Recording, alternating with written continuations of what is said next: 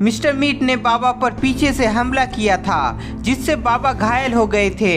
पर फिर भी बाबा अकेले ही सबको सबक सिखा रहे थे, लेकिन घायल होने की वजह से बाबा हार सकते थे। इसलिए बाबा एक सुरक्षा कवच बना लेते हैं, जिसे तोड़ने के लिए तीनों लगातार वार करता है। पर अचानक कोई मिस्टर मीट, स्काइलर और एस्ट्रो पर हमला करता है। और अब आगे की कहानी देखते हैं।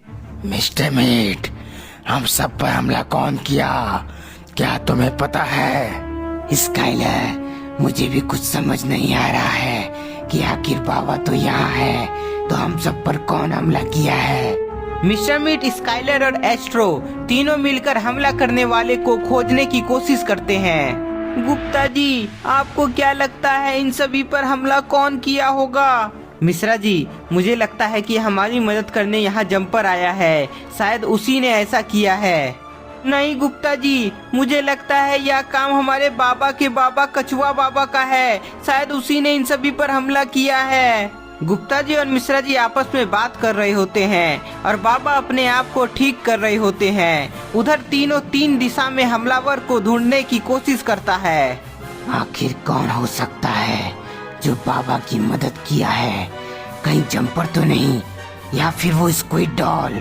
कौन है जो स्काइलर पे हमला करने की हिम्मत की? कौन है? जरा सामने तो आओ। स्काइलर के गरजने पर भी कोई सामने नहीं आता है, पर कोई फिर से स्काइलर पर हमला करता है। स्काइलर पर वार होने पर वह नीचे गिर जाता है। स्काइलर के चिल्लाने पर मिस्टर मीट और एस्ट्रो दोनों उसके पास आ जाता है। स्काइलर, तुम पर किसने वार किया? पता नहीं मिस्टर मीट, पर कोई फिर से मुझ पर पीछे से हमला किया। शायद वह इधर ही कहीं छिपा हुआ है। स्काइलर की बात मानते हुए मिस्टर मीट और एस्ट्रो उधर ही जाता है, तो उसे अंधेरे में किसी के होने का फील होता है। एस्ट्रो, मुझे लगता है वहाँ कोई है। तुम अपनी शक्ति से वहाँ आग जला दो। आग फैलते ही वो भी मारा जाएगा। मिस्टर मीट की बात मानते हुए एस्ट्रो जैसे ही वहाँ आग से वार करने वाला होता है, लेकिन तभी बाबा ठीक हो गए थे, इसलिए वह अपनी शक्ति से एस्ट्रो पर वार करते हैं। बाबा के वार से एस्ट्रो दूर गिर जाता है। ये क्या? अब इस पर वार कौन किया? मिस्टर मीट अपने पीछे मुड़कर देखता है, तो उसे बाबा पहले की तरह ठीक दिखाई पड़ता है। ओह शिट, बाबा वापस से ठीक हो गए हैं। लगता है अब बाबा को हराना मुश्किल होगा। मुझे यहाँ से भागना चाहिए। मिस्टर मीट वहाँ से भागने के लिए कुछ कदम आगे बढ़ता ही है, लेकिन तभी वह आगे जंपर को देखता है, जो बहुत ही गुस्सा में था।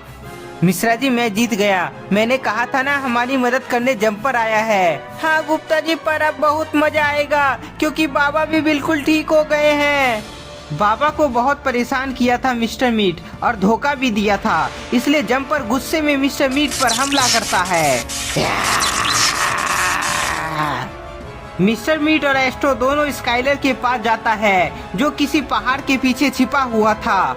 अरे ओ मिस्टर मीट, क्या हुआ? क्यों उस पत्थर के पीछे छिपे हुए हो? दुनिया में राज नहीं करना है क्या? स्काइलर, मेरे पास कोई भी शक्ति नहीं है। प्लीज मेरी शक्ति मुझे वापस दे दो, नहीं तो हम सब बाबा से मुकाबला नहीं कर पाएंगे। मिस्टर मीट का बात स्काइलर समझ जाता है, क्योंकि उसे पता था कि बाबा बहुत ही शक्तिशाली है, इसलिए वह मिस्टर मीट को उसकी शक्ति वापस देने को मान जाता है। स्काइलर मिस्टर मीट को उसकी शक्ति वापस दे देता है, ताकि वह बाबा से मुकाबला करे। शक्ति वापस आते ही मिस्टर मीट बहुत खुश होता है, क्योंकि वह अपनी शक्ति का प्रयोग अच्छे से करने जानता था। मिस्टर मीट और एस्ट्रो, जाओ तुम दोनों मिलकर बाबा को हराओ, उसे जिंदा मत छोड़ना। स्काइलर की बात मानते हुए मिस्टर मीट और एस्ट्रो आगे बढ़ता है। मिस्टर मीट, यदि तुम बाबा का अंत कर दिए तो मैं फिर से तुमसे शक्ति छीन लूंगा, और फिर उसके बाद इस दुनिया में मेरा राज होगा। बाबा और जंपर, मिस्टर मीट और एस्ट्रो इधर ही आ रहा है, उसे अब छोड़िएगा नहीं। बाबा, अब मुकाबला बराबरी का होगा। आ जाओ, देखते हैं कौन किस पर भारी पड़ता है। मिस्टर मीट और एस्ट्रो एक साथ अपने बल की शक्ति से बाबा पर प्रहार करता है, पर बाबा भी उसका जवाब अपने बल की शक्ति से देते हैं। बाबा, मेरे पास मेरी शक्ति वापस आ गई है, इसलिए अब तुम मुझसे बच नहीं पाओगे। मिस्टर मीट, तुम कितने ही ताकतवर क्यों ना हो, पर मेरे सामने टिक नहीं पाओगे। ये लो। बाबा के जोरदार पंच से मिस्टर मीट और एस्ट्रो पीछे ठेला जाता है। बाबा, एस्ट्रो, तुम और मैं अपनी शक्ति से एक साथ बाबा पर वार करते हैं। मिस्टर मीट और एस्ट्रो दोनों अपनी शक्ति से वार करता है, पर बाबा अपने आप को बचा लेते हैं। एस्ट्रो, सबसे पहले मैं तुम्हें ही सबक सिखाता हूँ, फिर मिस्टर मीट तुम्हारी बारी आएगी।